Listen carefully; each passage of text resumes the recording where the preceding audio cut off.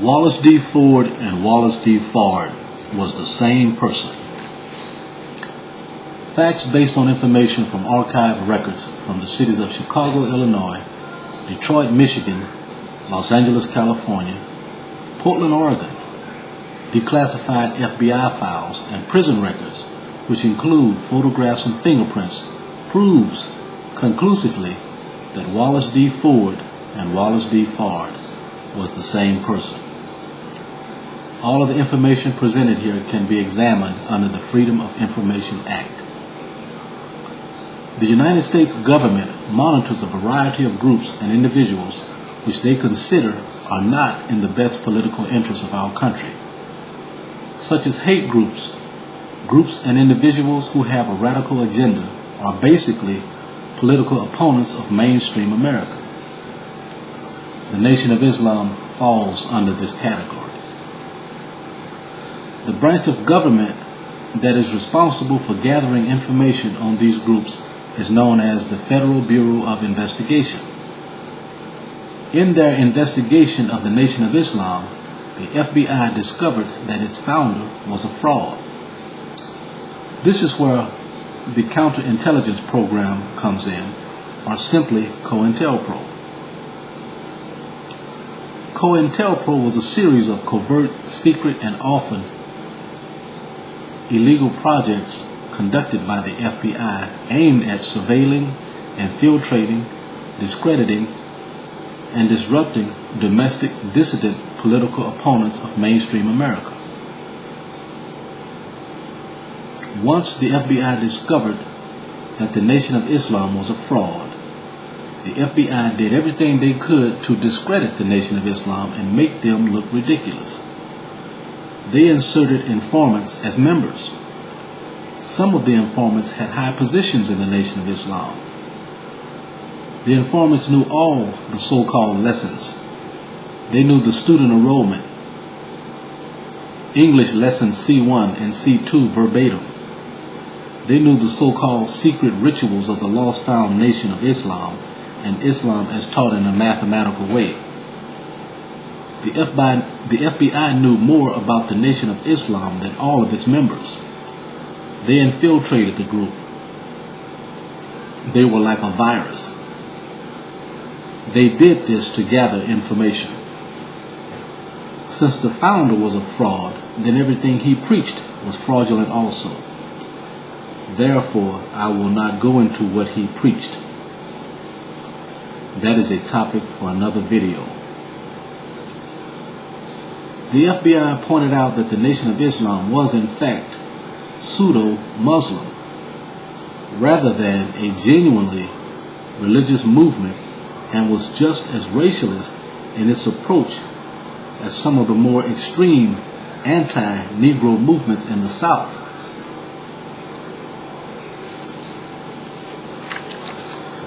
Researchers discovered in the late 1990s that the founder of the Nation of Islam was named WALI Dodd Fard. Within the Nation of Islam, he is commonly referred to as Master Fard Muhammad. The FBI discovered that he used over 58 aliases in his lifetime. I am only going to list just a few of Fard's aliases.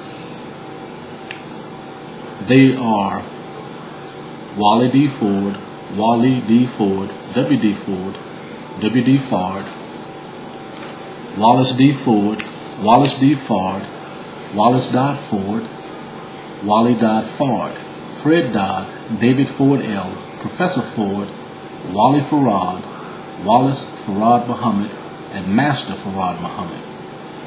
With just a slight variation in the spelling of most of his aliases, Fard was whoever he wanted to be at any given time. The FBI's search for Fard's true identity began in the late 1950s due to concerns about the skyrocketing growth of the Nation of Islam after Malcolm X became the organization's national spokesperson. Membership grew rapidly over a 7-year period beginning in 1956. In April of 1957, based on a review of the files on Fard, The Chicago office inspector suggested that an exhaustive effort be made to fully identify and locate Wallace D. Fard and/or members of his family. When the Bureau conducted a search on Fard's various aliases, they submitted Ford based on a reference in a 1937 study of the Nation of Islam titled "The Voodoo Cult Among Negro Migrants in Detroit" by sociologist Erdman D. Beynon, who listed Professor Ford as an alias of Wallace D. Fard based on interviews Beynon conducted with NOI members who said that Fard was referred to at various times as Mr. Wali Farad, Mr. Farad Muhammad, and Professor Ford, among other names. The FBI's search turned up 2 Wallace Fords. After searching records in early 1957, the FBI found a Wallace Ford born February 12, 1898 in Bolton, England. He entered the United States at San Pedro, California on July 25, 1937, having resided in London, England. This was not their man, however, as a 1957 November 29th memo confirmed. Quote, "It would appear the above individual is the former prominent movie actor." End quote. This was not their man because he did not arrive here in the United States until 1937, long after W.D. Fard had disappeared. Another Wallace Ford of California came up in the search. He was Wali D. Ford, arrested by Los Angeles Police Department, their number 16448, as Wali Ford on November 17, 1918, on a charge of assault with a deadly weapon. Again by the Los Angeles Police Department, January 20, 1926, for the possession of illegal drugs. And again by the Los Angeles Police Department, February 15, 1926, for violation of the State Poison Act, possession of narcotics. Wali Ford served 3 years at San Quentin Penitentiary from June 12, 1926 to May 27, 1929. The FBI concentrated its efforts for the next year on finding Wali Ford.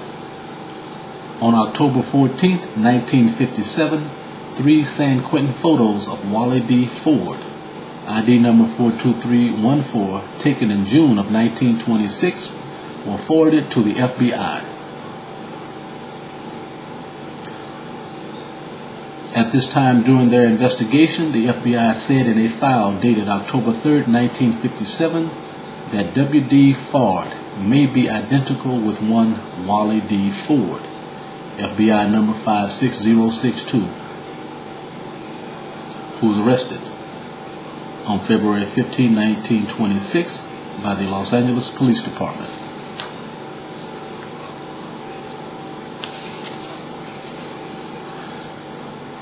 Later in their investigation, the FBI contacted the Detroit Police Department and received the May 1933 mugshot of Wallace Farad when he was arrested there for conversion. The Detroit mugshot of Farad matched the San Quentin prison photos and the Los Angeles police photos of Wallace Ford. From the prison records of Wallace D. Ford, the FBI learned that Ford had a common-law wife named Hazel Barton Ford, who wrote to him on occasions while he was in prison. Wallace Farad's hidden past began to unravel when the FBI located and interviewed Hazel Barton Ford on October 17, 1957. She described Wali D. Ford as a New Zealander. She said his exact age was unknown. He was about 5 feet 8 inches in height, weighing about 140 pounds. He had a slender build, black hair, black eyes, with Caucasian features, but an extremely swarthy complexion. She said he had the appearance of a very dark-skinned Mexican.